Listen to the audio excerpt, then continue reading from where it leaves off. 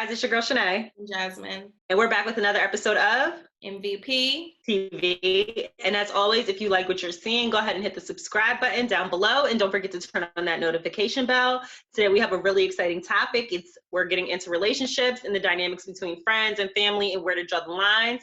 And so that it's not just Jasmine and I, we're getting a male's perspective. We have the fellas of DSC Podcast, which will be linked below, joining us to help us see things through a man's perspective.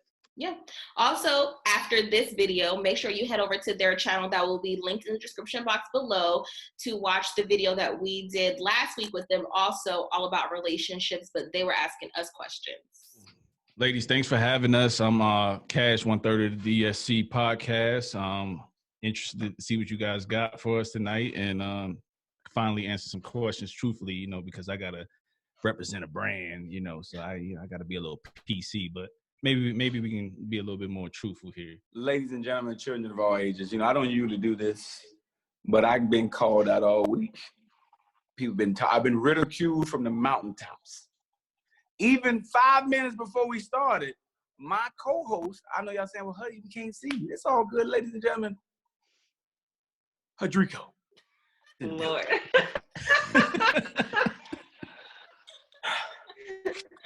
I had a song prepared, when he got the blazer out, suede. So I can be here for y'all on The View and give y'all the best view that, you can just get. So it's your man, Hadrico. 2/3, whatever third, I don't do division and geometry, whatever that is, of the DSC. Happy to be here on MVP. I would say it's the first time, but see, I've been collaborating with the ladies. This is your first time, so you the guest. We should just ask you questions. But looking forward to being here. This little get up I got on, it got about 2 minutes and it's coming off. But hey, for the record, it was there. That's what's important. So, what we got? Stand up real quick.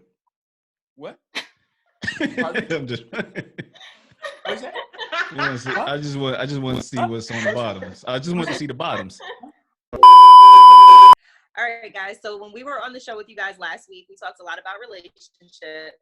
One thing we didn't touch on is how friendships can affect your relationship. And we wanted to know your perspective if you're okay with your partner having friends of the opposite sex. And if you are, do you feel like there needs to be boundaries put on those friendships? So I don't have a problem with you having friends, but there is going to be boundaries. This friend is not going to be calling you at all times of night. This friend is not going to be swinging over when I'm not home to come kick it with you. This friend, y'all not, like, there's levels to this. And I would hope that if this is your male friend, we're friends. For example, Cash is friends with my wife. So, but I'm also friends with his wife. That's where we became couple friends.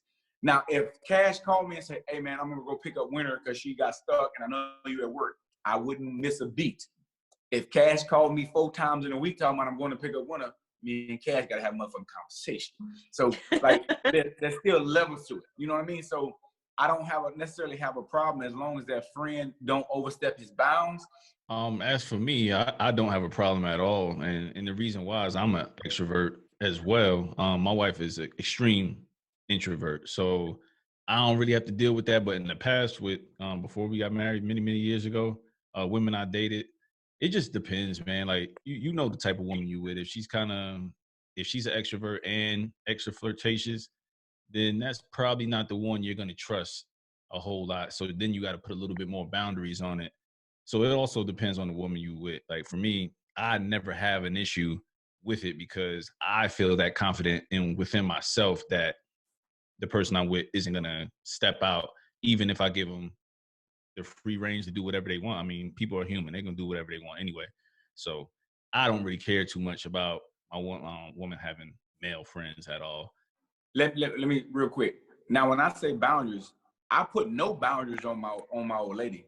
You grown. The boundaries is on these dudes when they try to overstep. Dudes, listen, man, I'm gonna tell you something. The game is to be sold, not told. There's steps that dudes take when they know they're going too far. They know it. They know what they're doing. They know the conversation. They know when they're going out, when they're veering out the lane. You know how when you drive and you hit a little, when you're going out, they know when they're hitting them damn bumps in the road. Her, my wife, you can do whatever you want to do. You can go where you want, do what you want. Listen, because at the end of the day, I can't stop you from doing what you're going to do. If you want to do something that bad, you're going to go ahead and do what you're going to do. But if you're willing to risk losing all of this, you crazy. For sure. And that's the same way I feel, huh? Like, I don't have the time, and I'm too busy.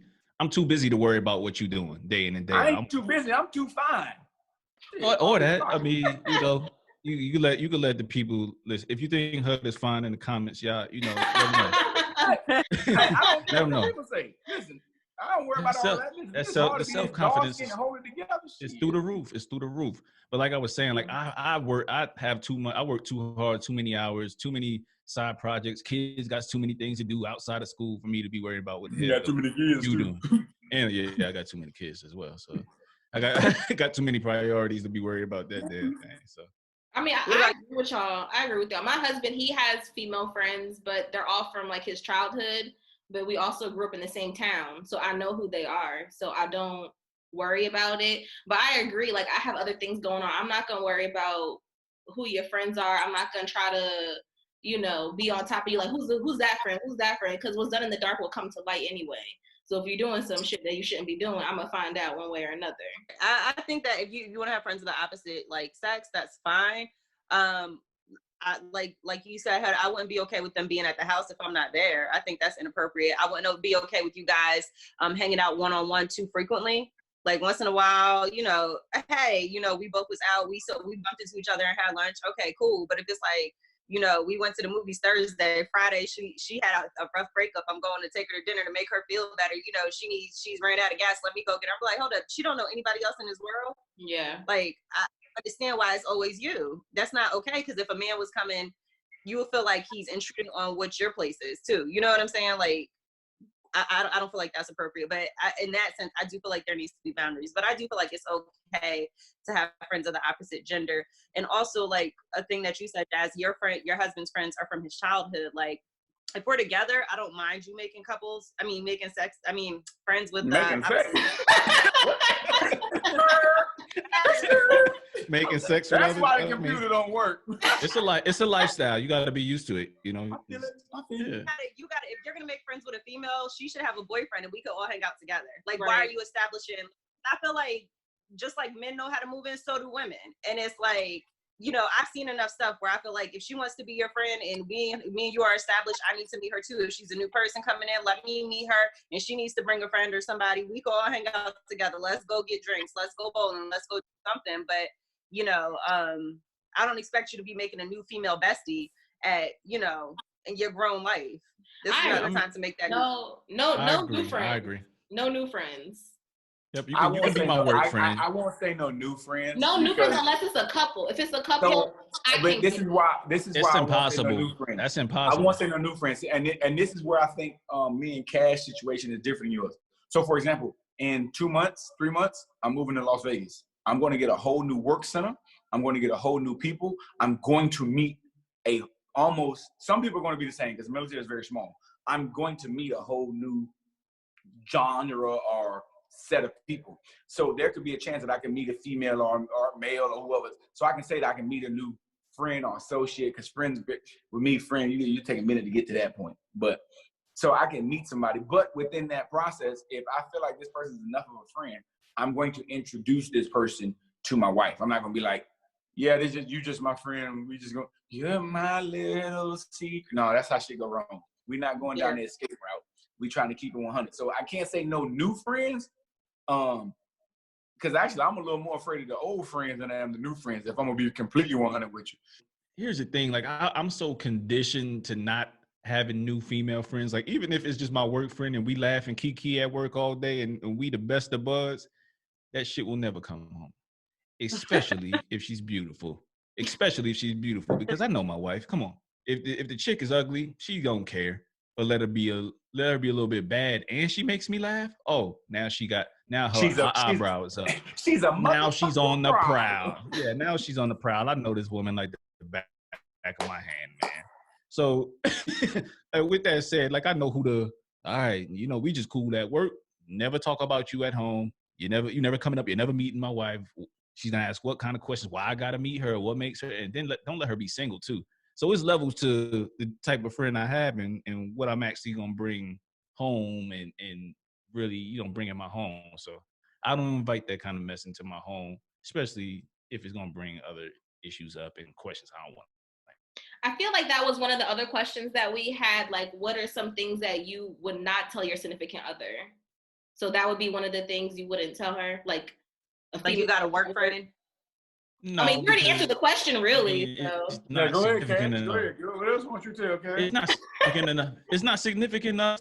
Oh, hey, I got a new work friend and she's a female. I don't do that for males that I meet. So why would I do that for a female? It's no different for me. So if I just moved to a new job like 6 months ago, met a whole group of people or whatever. I have some cool male dudes, some cool female dudes. Some I have talked about because they are married, and some I have not talked about because they are not married. And it's for obvious reasons. Like I just said, my wife's going to be like, what the hell she need to be around? And we never really had that dynamic. I try to keep it married friends or couple friends from the time we were dating all the way up until now. That's good. That's good. All right. Go ahead. What you got to say? Oh, no, I think he answered it well. No, he trying to walk me back into that grave. No, I'm not trying to. Listen, I'm trying to understand. I'm trying to rise you up. It is what it is, man. It is what it is. I ain't gonna tell it, you know what I'm saying? But I know it's the same way for you. You just ain't gonna say it. No. I won't go there. So it's funny if we're trying to have a realistic conversation. This is some things that I get in trouble for, because some things that I'd be like, oh no, it was nothing. And come to find out, she's like, I wanted to know that. I wanted to know about that. Whereas, and I thought it was a non-issue. It was no big deal. Whereas, in these things are a big deal. And I think for most men, the thing that you hold back from is things that's going to cause more of an argument. Like, like that you don't think the person is going to see your rationale or your viewpoint, and it's going to cause more friction. It's more so, I'm not trying to go through all that. I'm just going to let me keep this thing in this pocket, because this pocket keeps it here. But the problem you run into is it never fails. Eventually, the missus gets into this box somehow, some way, and now you're trying to backtrack and explain why you didn't talk about this box months ago or days ago or weeks ago or hours ago, even if it was nothing of anything, because then they make a perception of, well, you trying to hold this or you trying to hide that. It's not about hiding it.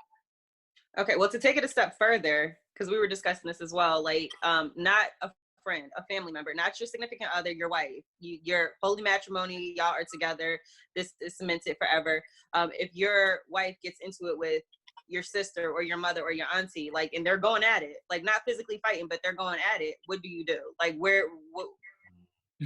and she's like, you need to talk to your mother, or you need to tell her this, or the mom's like, you need to talk to your wife, or like, where do y'all go from there? How do y'all handle that situation?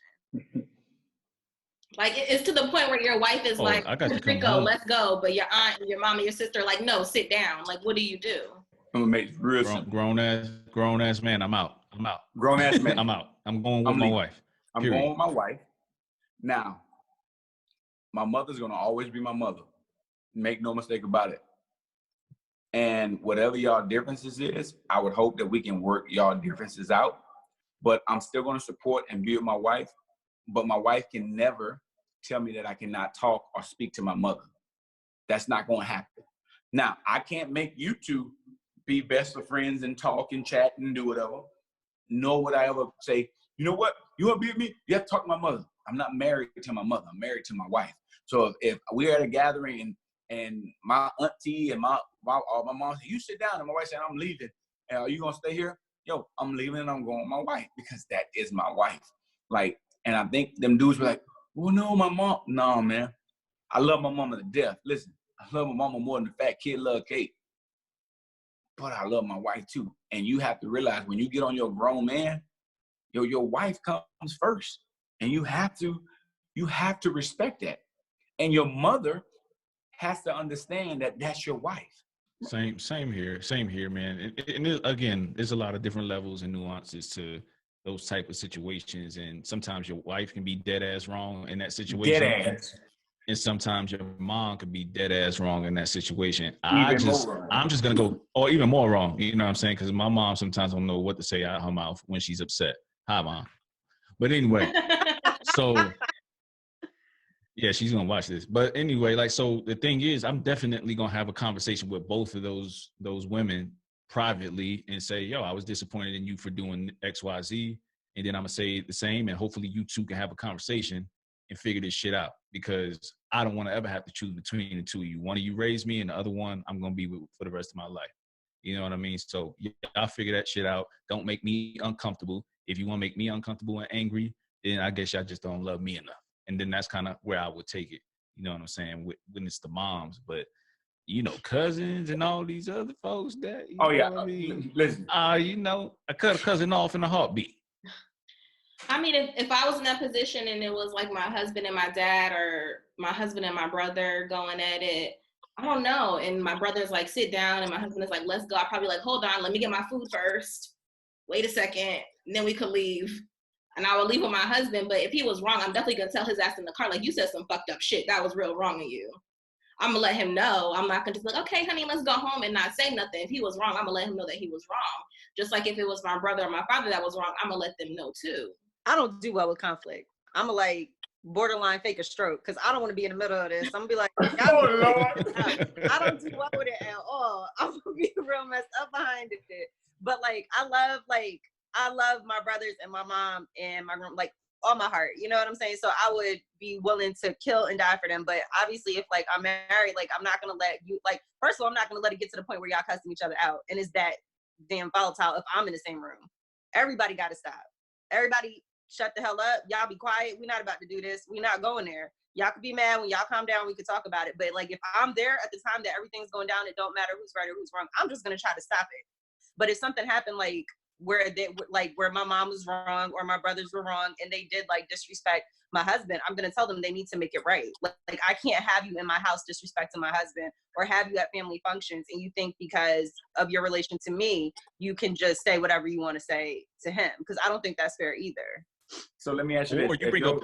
If they disrespect your husband and now they want to come over to the house, you gonna let them come to the house? If they disrespect my husband in front of me, I'm gonna check them right there in front of my husband. But what, in front of you or not? But if he feels uncomfortable and he's saying, listen, you want to talk to your mom and brothers? Cool, you do you. But right now, the way I feel, I don't want them in our home. Are you inviting them to the house? Would I invite them to the house? No, I would not invite them to the house. But I would have a conversation like, listen, you need to understand, this is my mom. Like, I love my mother. My mother loves me. Like, it's a different kind of love. We got to make this to a situation where everybody can feel comfortable. Like, you know what I mean? Like, we got to do something, because we're not going to forever say my mom's not coming in my house. We're not forever going to say we're not going to your mother's house. We got it. Now we ain't never going back over there for Thanksgiving. Like, why? It's not going to be to that point. I'm sorry, that happened. And I'll let her know that she needs to make it right on her end too. And that's another thing. That's why you got to keep your parents and your family out of your damn business.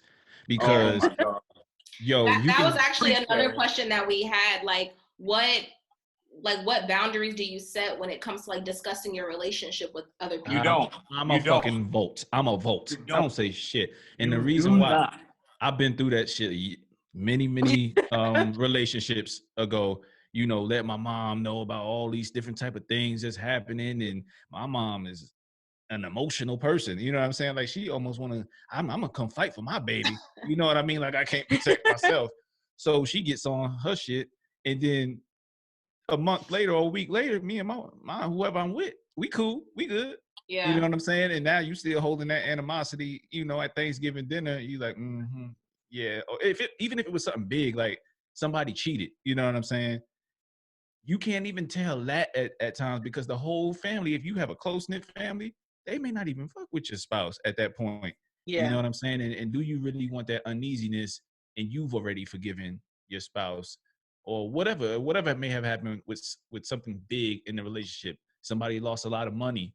You name it, one of the big issues, you know what I mean? So I tend to keep family out of my shit altogether. Yeah. You keep them out 100.